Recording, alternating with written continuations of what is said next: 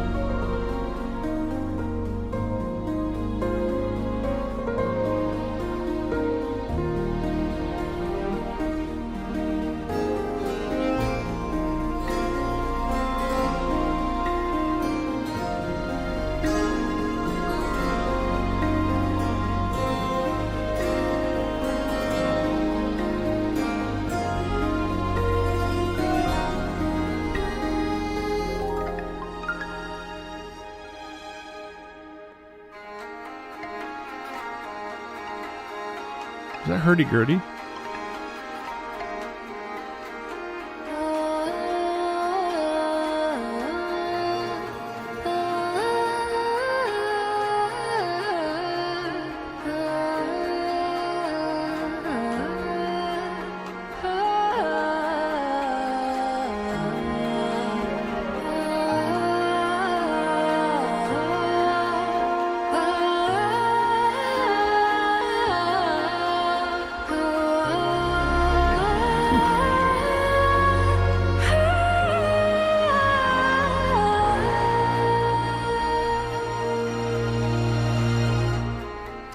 That's beautiful. I mean, let's stop there for a second and just talk a little bit about some of the feelings in there. Definitely got a Celtic vibe to it, doesn't it? And it does sound like there's a hurdy-gurdy in there and stuff, but I think more than anything, this really feels like, again, a very similar quality of sound to the idea of loss.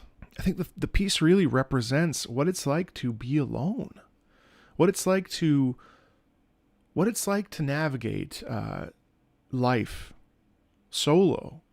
And what it's like to inadvertently, whether you want to or not, accept the challenge of the difficulty that life will bring. And yeah, we could get into the musical aspects and like why, the notes and the pitches and what makes those so special. And there's certainly space for that. But when I listen to this, I feel like, especially with the beautiful soprano there's no vibrato, it's not very heavy laden, it's not very heavy handed. It really leaves you with a sense of like, okay, well, I have to navigate this world.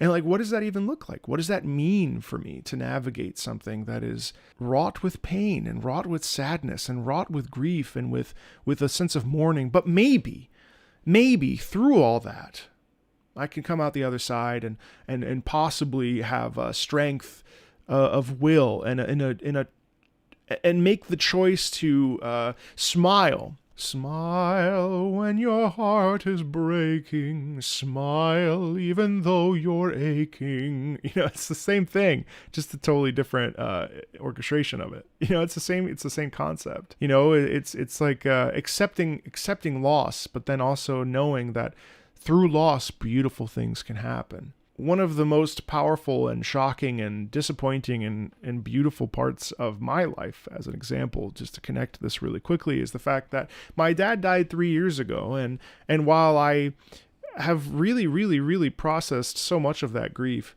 thanks to therapy and grief counseling and what have you, the best parts of my life have actually happened after his death. Now imagine the conundrum that brings to somebody.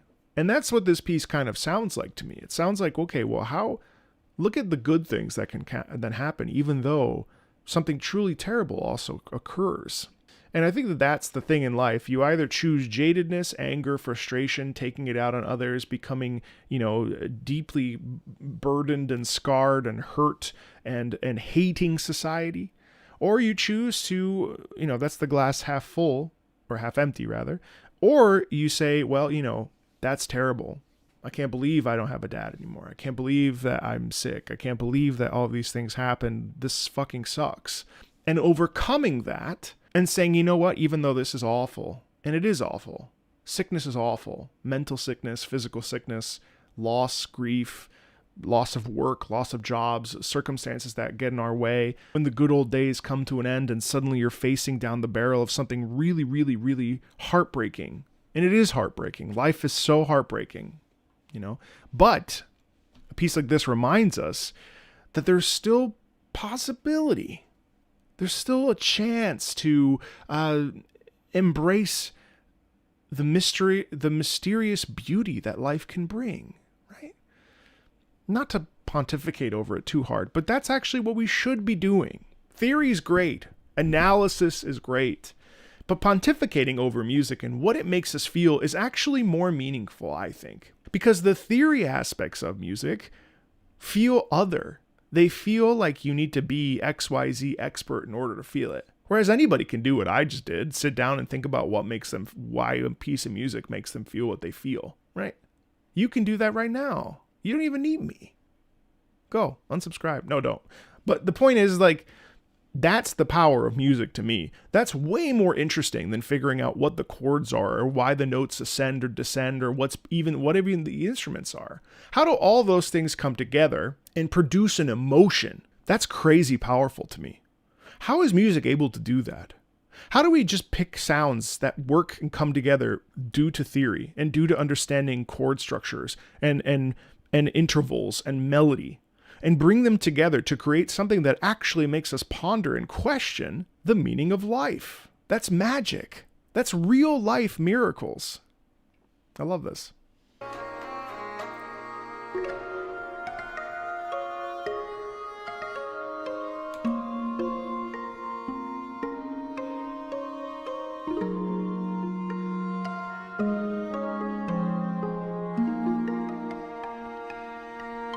I do love how it lilts up like that. It's absolutely astoundingly beautiful. Pardon the pontificating, but the stuff is amazing, and music is so powerful, and it's terrific. I mean, that piece is terrifically deep. It's very simple and yet incredibly deep, and that's the stuff that really should be absolutely celebrated and embraced. And I hope you enjoyed that as much as I did. I really enjoyed that.